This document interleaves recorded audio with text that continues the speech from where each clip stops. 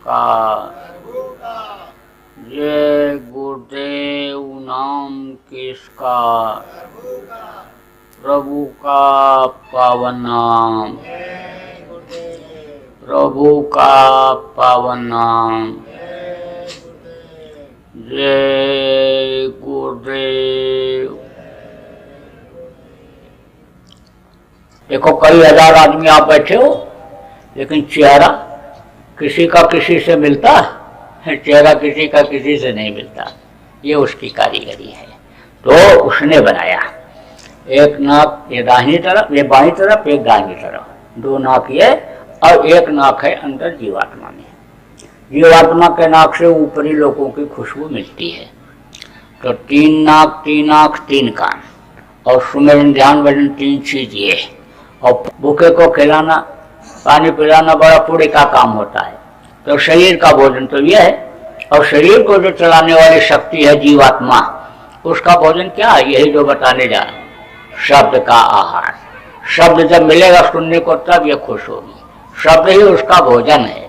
तो शब्द का आहार अगर आप दिला दोगे, नाम दान समझा करके, सुमिरन ध्यान भजन समझा करके, अपने साथ बुला करके, करके करा करके अगर इनको खुराक दिला दोगे तो अने समझ लो कि उसका भी पुण्य आपको मिल जाएगा। अब यह है कि आपके पास टाइम नहीं है, आप इनको बुला करके या इनके घर जा करके नहीं समझा सकते हो। आपके पास किसी के पास जगह ही है कि जहाँ 10, 20, 25, 50 लोग बैठ सकते हैं, और आपने कह दिया भाई हमारे यहाँ शाम को 1 घंटा यहाँ पर ध्यान भजन होगा और आप लोग आकर के कर लो। 2-4 दिन आप बैठ गए, उनको भी यह न रहा है कि भाई इनकी जगह है और यहाँ ये नहीं बैठे, और उसके बाद लोग करते रहेंगे। आपको जब समय मिल जाए तब कर लेना। कोई इसका प्रतिबंध तो है नहीं कि कोई एक ही टाइम पर करो, कभी भी कर लो, बस करना है। ये टारगेट बनाओ कि 24 घंटे में से सुबह शाम मिला के या दिन में रात में मिला करके हमको 2 घंटा करना है अपनी जीवात्मा के लिए। ये सुमिरन और ध्यान भजन सब मिला करके खंडों में चाहे करना है, थोड़े थोड़े समय के लिए बैठकर करना है, लेकिन 2 घंटा पूरा करना है। यह नियम आप बना लो। कुछ लोगों के पास, जिनके पास समय है, आप रोज एक जगह इकट्ठा होकर के कर लो। आप लोग रोटी पानी बनाती हो, आपके पास शाम को सुबह समय नहीं है, तो दिन में इकट्ठा होकर के बैठ करके कर लो। इकट्ठा होकर बैठकर करने में फायदा यह है कि कोई चीज भूलोगे, भटकोगे तो एक दूसरे से पूछ लोगे। किसी की साधना अच्छी बनती है और आपकी नहीं बनती है, उससे पूछोगे भाई आपकी कैसे बनी और कैसे आपने अपना खान पीन रहन सहन किया, तो सब तरीका बता देगा, आपको बता देगा तरीका, और उससे आपका भी बनने लगेगा। तो फायदा तो बहुत होगा मिलने जुलने का, एक दूसरे के पास बैठने का, इससे फायदा तो बहुत होगा। कार्यक्रमों में आने जाने का भी बहुत लाभ मिलता है। जब भी मौका मिले तभी आपसे कार्यक्रम होते रहते हैं, पहुंच जाए करना हो। तो आपको दूंगा नामदान, बैठो। उसको हम छुड़वा रहे हैं, लेकिन आप बस थोड़ा सा ये देख लो कि अभी तक इतना दिन से आपने उसको किया, अब कुछ दिन इसको करके देख लो। इसको करने लग जाओगे तो फिर इसी में लग जाओगे। कैसे ये भी बता दें। एक दुकान कोई व्यापारी खोलता है, अब दुकान में आमदनी होती है, और दूसरी खोल दिया, वो ज्यादा चलने लगी तो उस पर ध्यान नहीं देता है, इसी को ज्यादा चलाता है। ऐसे ही जब इसको करने लगोगे तो इसी में लग जाओगे, और जब करोगे पाओगे तो अपने आप आपके अंदर इच्छा जगेगी कि हम और ज्यादा कामयाबी हासिल कर लें। जो लड़का यहाँ पढ़ लिया जाता है ना, कहता विदेशों में जाएंगे, वहाँ पढ़ेंगे, और फिर दूसरी जगह जाएंगे, वहाँ रिसर्च करेंगे, हिम्मत बढ़ जाती है। लेकिन जो पढ़ता ही नहीं, स्कूल नहीं जाता है, वो क्या सोचेगा, वो कहाँ जाएगा। इसलिए ये है आध्यात्मिक विद्या। यानी ये समझ लो दुनिया की सारी विद्या जहाँ खत्म हो जाती है, वहाँ से आध्यात्म विद्या की शुरुआत होती है। लेकिन आध्यात्म विद्या का एक दर्जा भी कोई पढ़ लेता है, पाठ पढ़ लेता है, तो दुनिया के विद्याओं का ज्ञाता हो जाता है। अब आप समझो कि विद्या जहाँ से उतरी है, जब विद्या का ही ज्ञान हो जाएगा तो फिर किस चीज की चिंता रह जाएगी। तो थोड़ी देर अभ्यास करा देता हूँ, 5 मिनट, ज्यादा देर नहीं बैठाऊंगा, समय नहीं है। और फिर आपको क्या करना प्रचार। लोगों को शाकाहारी बनाना जरूरी है। बहुत से लोग अज्ञानता में खाते हैं, उनको जानकारी नहीं है, वो तो ये समझते हैं कि इनमें कोई ऐसी चीज़ नहीं है, जान नहीं है, ये तो मतलब ऐसे ही खाने के लिए ही है। आदमी के खाने के लिए ये नहीं बनाएंगे, जानवरों के खाने के लिए ये जानवर हैं। आदमी का भोजन तो जड़ वस्तु है। जड़ किसको कहते हैं? जो एक जगह से दूसरी जगह आ जा न सके। धान, गेहूँ, चना, बाजरा, फल फूल, मेवा, ये मनुष्य का भोजन है। इसको खूब खाओ जितना हजम कर सको, उसके लिए कोई रोक टोक नहीं है। तो इसके बारे में थोड़ा सा लोगों को बताओ और समझाओ। जैसा मैंने शुरू में बताया कि बुद्धि खराब हो जाती है ऐसी चीज़ों को खाने से, तो बुद्धि ही जब खराब हो जाएगी तो ये गलत काम करने लगेंगे। जैसे इस समय पर लोग कर रहे हैं, प्रकृति के प्रतिकूल काम कर रहे हैं, उल्टा कर रहे हैं। जैसा प्रकृति चाहती है वैसा नहीं कर रहे हैं, नहीं कर रहे हैं तो वो सजा दे रही। आप पता करो, हाथ भी उधर हिला है। क्या हिला? धरती हिली है, जिसको भूकंप कहते हो।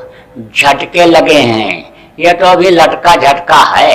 रोज आए दिन यानी भूकंप के झटके आ रहे हैं। ये कहते हो ना लटका झटका है, ये तो लटका झटका अभी क्या है? ये टेलर है। टेलर जानते हो? सब लोग नहीं जानते होंगे। जो लोग सिनेमा देखने जाते हैं ना, उनको मालूम होगा।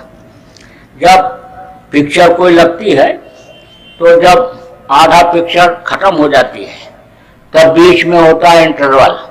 तो इंटरवल में आने वाली पिक्चर को दिखाते हैं, तब लोग समझते हैं कि यह अभी आगे दिखाई जाएगी। तो ये जो अभी वे भूकंप और ये सब जो घटनाएं घट रही हैं, ये सब तो है कुदरत का टेलर। पिक्चर तो अभी आगे दिखाई पड़ेगी। अब आप समझो ये झटके जो कुछ नहीं है, और धरती के ऊपर ऐसे पाप बढ़ता जाएगा। और बोझे से जब ये आनी समझ लो पाप के आनी ये दबेगी तो हिलेगी कि नहीं हिलेगी? अरे ऐसे ऐसे डगमगाएगी ऐसे। अब कितने मरेंगे उसमें, कितने बचेंगे, कोई ठिकाना है? एक एक साथ दो दो देवता तकलीफ देने के लिए नाराज खड़े हैं। जैसे आग भी लग गई और पवन देवता ने टूल दे दिया, अरे समझ लो आग तेजी से आगे बढ़ी, कौन उसको बुझा पाएगा? मेघराज बादल नाराज होकर के मोटी मोटी बूंदें बरसात के रूप में नीचे गिराने लग गए, ओला पत्थर बरसाने लग गए, और उधर से पवन देवता ने तोल दे दिया। अब वो समझ लो कि कितना नुकसान करेगा, कोई अंदाजा लगाया जा सकता है? समुद्र देवता ऐसे ही नाराज खड़े, कह रहे माँ के आंचल को लोग अंडा कर रहे हैं, खून बहा रहे हैं धरती माता के आंचल पर, हम सफाई करेंगे। और उन्होंने तूफान फेंक दिया, भेज दिया इधर, और पवन देवता ने उसको तेजी से बढ़ा दिया। अब वो कहाँ तक जाएगा, कितना नुकसान करेगा, कोई ठिकाना है? इसलिए थोड़ा सा बचाने की जरूरत है लोगों को। शाकाहारी, सदाचारी, ईश्वरवादी अगर लोग बन जाएंगे, भजनानंदी लोग बन जाएंगे, तो समझ लो कि लोगों की जान यानी बच जाएगी। और नहीं तो अकाल मृत्यु में बहुत मरेंगे। तो अकाल मृत्यु किसको कहते हैं? उम्र पूरा किए बगैर यानी जो मर जाता है यानी वो अकाल मृत्यु में जाता है। तो अकाल मृत्यु वाले की यानी समझ लो कि प्रेत योनि में जाना पड़ता है। और प्रेतों का जो मुंह होता है बहुत पतला होता है, पेट बहुत बड़ा, तो कभी पेट ही नहीं भरता है। हाँ, तो भूख से परेशान रहते हैं, दूसरों को परेशान करते रहते हैं। एक घर में एक प्रेत अगर लग जाए तो घर भर को परेशान किया रहता है। और उसी तरह मुर्गा, भैंसा, बकरा आदमी कटेंगे तो जब एक एक के ऊपर 10-10 प्लेट लगेंगे तो कौन खा पाएगा चैन की रोटी और कौन चैन की नींद ले पाएगा? इसलिए बचाने की जरूरत है, लोगों को समझाने की जरूरत है। आप अपने स्तर से प्रयास करते रहो इस बात का, फिर अच्छा समय आएगा। इसी धरती पर कभी सतयुग था, सतयुग गया, त्रेता आया, द्वापर आया, और उसके बाद ये कलयुग आ गया। तो कलयुग का तो अभी पे प्रथम चरण ही चल रहा है, कलयुग अभी जाएगा नहीं, लेकिन इसी प्रथम चरण में ही कलयुग में सतयुग आएगा। तो सतयुग आने की तैयारी में है। अब सतयुग और कलयुग एक ही कुर्सी पर, एक ही गद्दी पर दोनों कैसे बैठेंगे? कलयुग जब हटेगा तभी तो सतयुग आएगा। तो कलयुग जब हटेगा तो बहुत को मारेगा, बहुत को ले जाएगा अपने साथ। अब आप ये सोचो कि सब मर ही जाए तो सतयुग का आनंद कौन लेगा? इसलिए बचाने की जरूरत है। सतयुग जब आ जाएगा, अच्छा समय आ जाएगा, समय पर जाड़ा, समय पर गर्मी, समय पर बरसात होगी, जो पेड़ नहीं फलते फलने लगेंगे, जो दूध देने वाले पशु दूध नहीं देते वो भी दूध देने लगेंगे, लोग अन्य रोग मुक्त होंगे, चिंता मुक्त होंगे। सतयुग में ऐसा समय आएगा। अब आप ये समझ लो कि ये लिखा पढ़ी में आती है बात।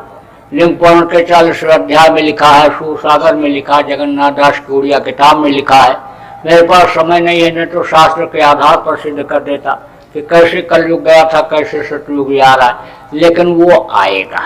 हमारे गुरु महाराज बराबर कहते रहे कलयुग में कलयुग जाएगा और कलयुग में सतयुग आएगा। तो सतयुग के योग्य बनना है और लोगों को यानी बनाना है।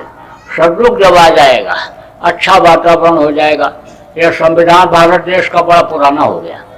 बनाया तो था उन्होंने बड़े हिसाब से, काबिलियत के साथ उन्होंने बनाया, लेकिन उस समय की परिस्थितियां और थीं। अब परिस्थितियां बहुत बदल गईं। आज की परिस्थिति में वो नियम और कानून हानि लागू नहीं होता है, उसमें परिवर्तन की जरूरत है। अगर परिवर्तन कर दिया जाए तो व्यवस्था सब सही हो सकती है, न्याय सुरक्षा भी मिल सकती है, रोटी रोजी की भी समस्या अन्य समझो खत्म हो सकती है, और ये विवाद अन्य जितने भी हैं सब खत्म हो सकते हैं।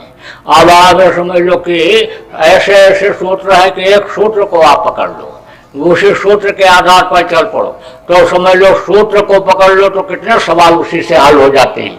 ऐसे ही यानी बहुत सारे सवाल हल हो जाएंगे, तो हो जाएगा बहुत बड़ा यानी परिवर्तन होगा।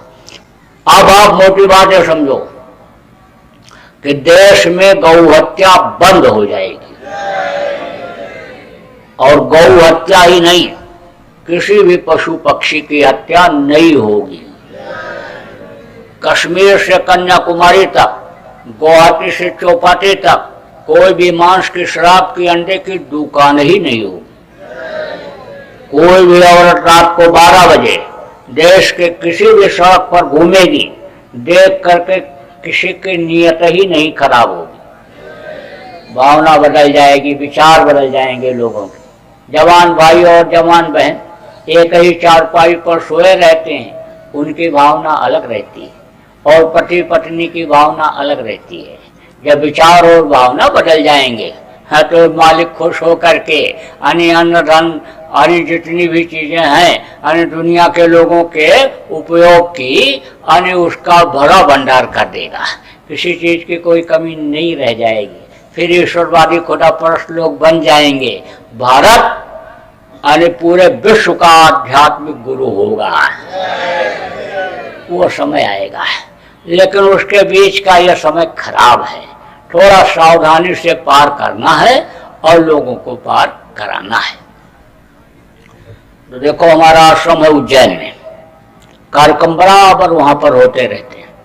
अभी होली का भी कार्यक्रम होने वाला है 28 फरवरी, 1 और 2 मार्च को। आप लोग थोड़ा समय निकाल लेना, नुकसान किसी का कुछ नहीं होगा। सबकी बात समझो, विश्वास करो।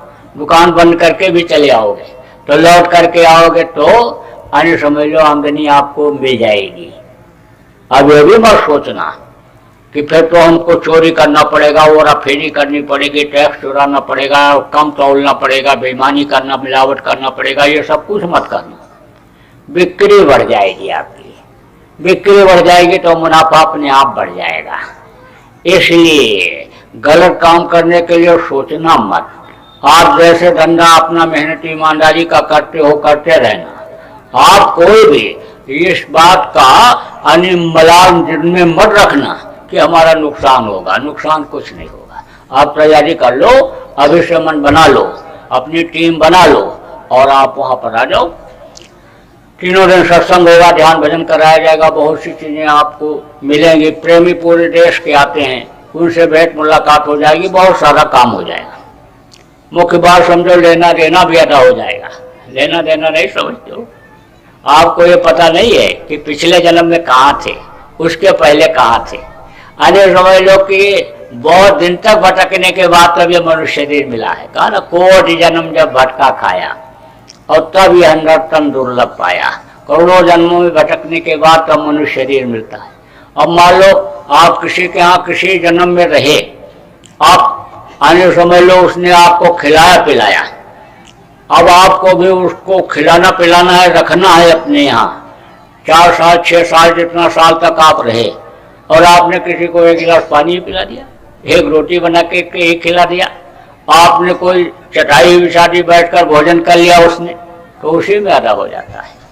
कोई यानी आपको मारा था, बहुत मारा था, यानी समझ लो उसको भी आपको मारना है, तो आपके हाथ के कोहनी ही लग जाएगी, तो हाथ पैर नहीं टूटेगा, फिर वो आपको नहीं मारेगा, अदा होता है, ऐसे अदा होता है। मेल मेल में ही खेल में ही काम बन जाता है, खेल मेल में ही काम बन जाता है। तो अब आप ये समझ लो कि तैयारी आप सब लोग यानी कर लो। अब आप ये समझो बराबर कार्यक्रम होते रहते हैं वहाँ। अभी समझो भंडारा होगा, पिछले साल भी भंडारा हुआ था। 23 मई को 1 लाख लोगों ने उज्जैन में यानी शाकाहारी रहने का संकल्प बनाया था, शाकाहारी रहने का और लोगों को शाकाहारी बनाने का, जिसका वर्ल्ड रिकॉर्ड बना, golden book of world record में दर्ज हुआ।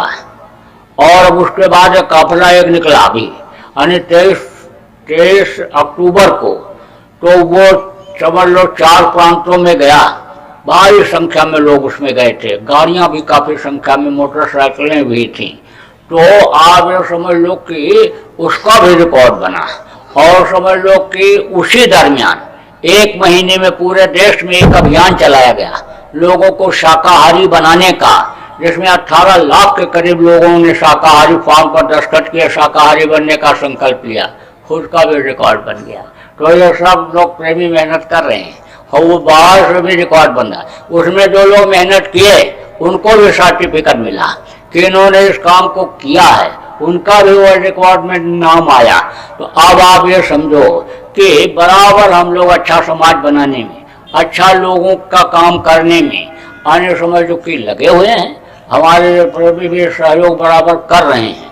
तो आप लोग भी अगर उसमें लगोगे तो और काम जल्दी हो जाएगा। तो बराबर आने समझ लो कि प्रयास आवाज से अच्छे काम के लिए आपको भी करते ही रहना है। तो अब ज़्यादा समय आपका नहीं लेंगे, अब आपकी छुट्टी करेंगे, लेकिन भजन कराए बगैर छुट्टी नहीं, कोई छुट्टी नहीं। असला काम तो वही है। इतना देर समझाने का मतलब यही रहा कि सुमिरन ध्यान भजन आपको करना है और आप सीख लो, तो सब समझ करके समझ लो कि पूरा समझ करके बस यही आप समझ लो।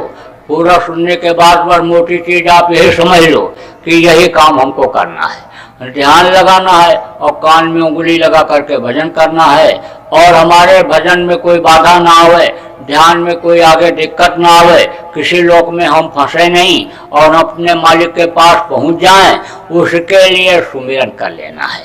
ये जो 8 माला का सुमिरन बताया गया वो कर लेना है। तो थोड़ी देर बैठ जाओ भजन पर, डालो कपड़ा ऊपर होती जा रही है, और उम्र जो आपको खर्च करने के लिए मिली है वो खर्च होती जा रही है, बाद में कुछ हो नहीं पाएगा। समय से अभी आपका समय है, समय से बात को पकड़ लो। जो समय से बात को पकड़ लेता है उसका काम बन जाता है।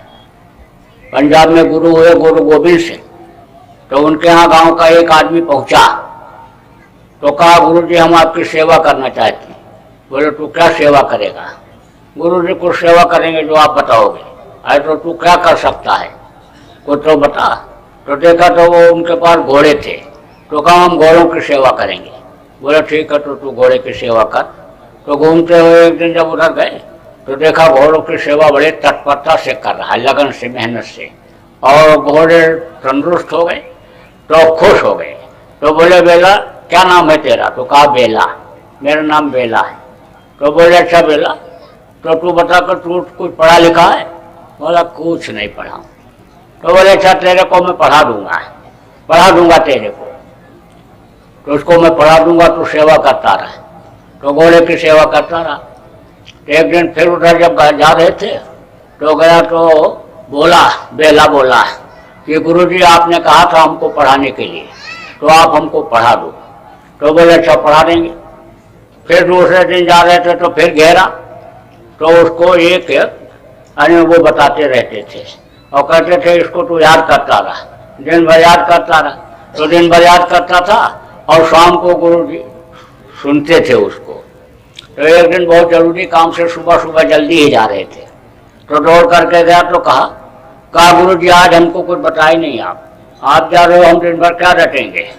और बहुत जल्दी में थे, बहुत जरूरी काम से जा रहे थे। अरे बोले वारे बेला, ना तूने वक्त देखा ना बेला और तू आ गया फिर, न वक्त देखा ना बेला, वारे बेला, ऐसे बोले। अब वो समझा कि यही बता के गए हैं, यही हमको रटने को बता गए हैं, और दिन भर यही बोलता रहा, वारे बेला ना वक्त देखा ना बेला, वारे बेला ना वक्त देखा ना बेला, यही रटता रहा दिन भर। अब शाम को जब लौटे सत्संग करने जा रहे थे तो नज़दीक में जो लोग गुरु जी के रहते थे उन लोगों ने मजाक मजाक में कहा कि आज आपने इसको क्या बताया रटने के लिए दिन में। बोले आज तो हमने कुछ बताया नहीं। अरे बोले वो तो ये रटता रहा। तब कहे कि हंसे लो। अब बोले वो तो यही रटता रहा, न वक्त देखा ना बेला वारे बेला। तो बोले जो वक्त नहीं देखा और बेला नहीं देखा और वचन को पकड़ लिया, बात को पकड़ लिया, वही तो पाकर के अलबेला हो गया। अब अन्य समझ लो कि वो इस बात पर वो भी सुन रहा था, खुश हो गया और खुश हो गया। अब वो और लगन से अन्य लगन लगाया जो गुरु जी ने बताया, और कुछ दिन के बाद में बस उसकी खुल गई। अरे खुल गई दिव्य दृष्टि, और दिव्य दृष्टि जब खुल जाती है तो पता चल जाता है।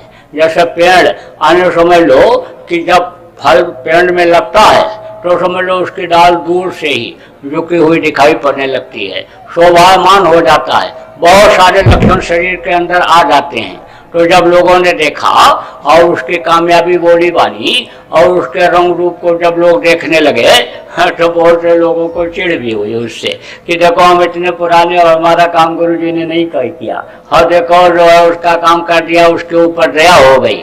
तब वही अभी जो हमने आपको बताया था वही भांग घुटवा करके और उन्होंने बताया, कहा कि देखो उसने इस्तेमाल किया, उसने वचन को पकड़ लिया और वक्त और बेला नहीं देखा, और तुम लोग वक्त बेला के चक्कर में रह गए अभी तक और तुम्हारा समय निकला जा रहा है।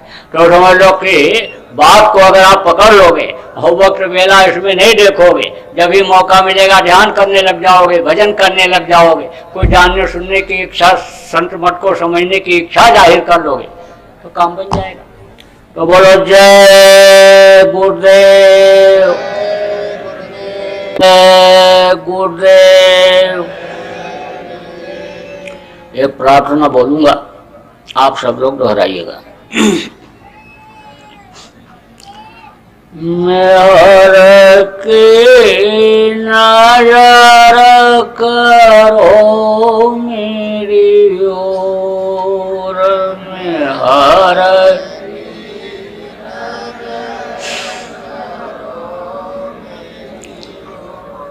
दया की नजर करो मेरी ओर, दया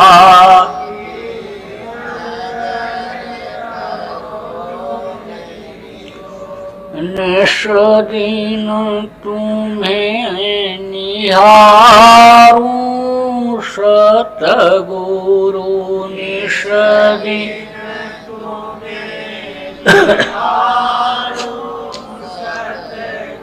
जैसे चंद्र चकोर,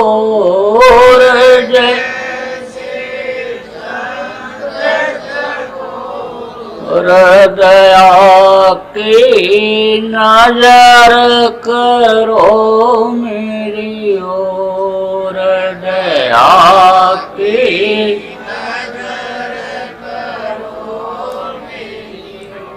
जानू न कौन भूल हुई तन से, जानू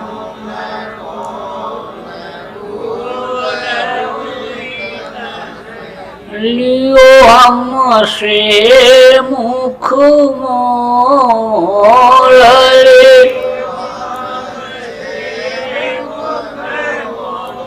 हृदया की नजर करो मेरी ओर, दया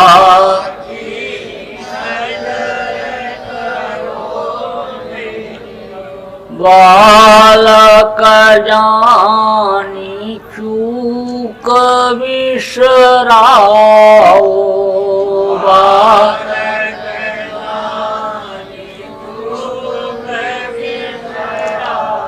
आया शरण अब मैं तो रया,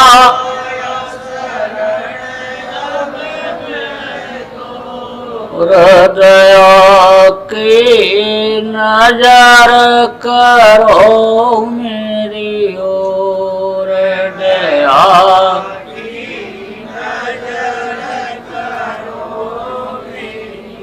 सदा दयालु स्वभाव तुम्हारा, सदा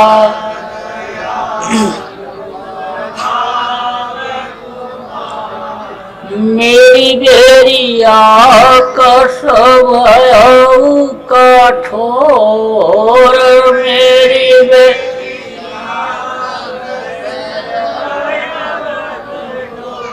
हृदय की नजर करो मेरी ओर, दया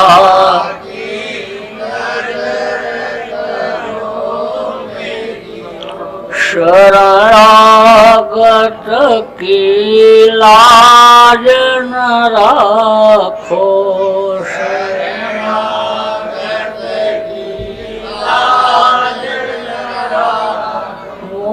सुपतित अब जाए कहीं और,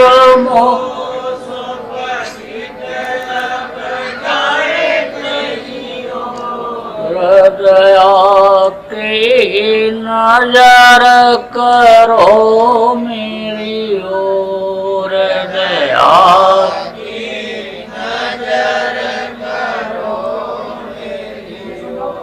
अब की बार उबार ले वजो,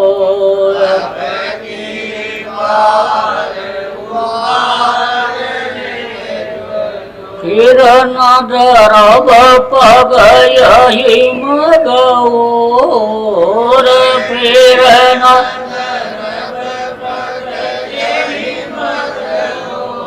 हृदय की नजर करो मेरी ओर, दया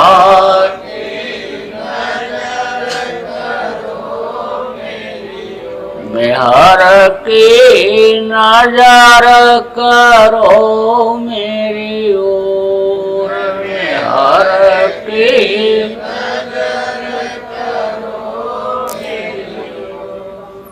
जय गुरुदेव।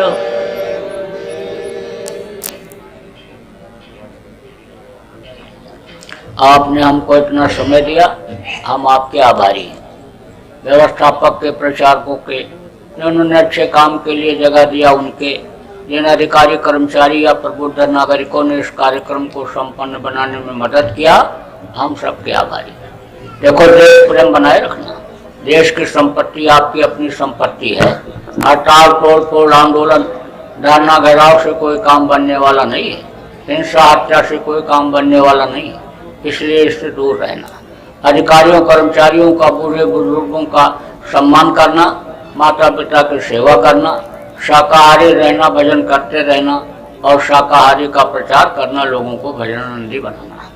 बोलो जय गुरुदेव। अरे दर्शन देते लेते रहना।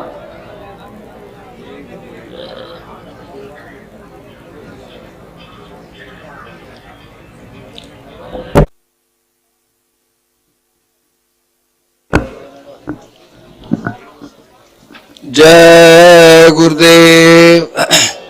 ये अभी आपके सामने श्री राम मोहन जी बीएच अध्यक्ष हैं। ये आशीर्वाद प्राप्त कर रहे हैं महाराज जी से माल्यार्पण करके।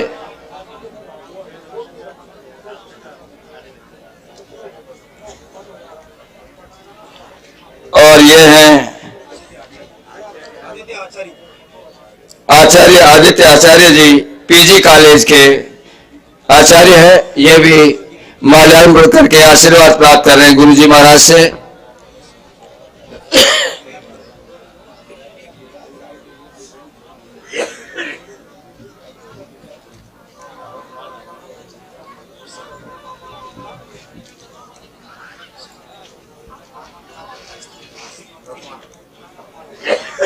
ये भी मानिंदे हैं यहाँ के और महाराज जी से आशीर्वाद प्राप्त कर रहे हैं।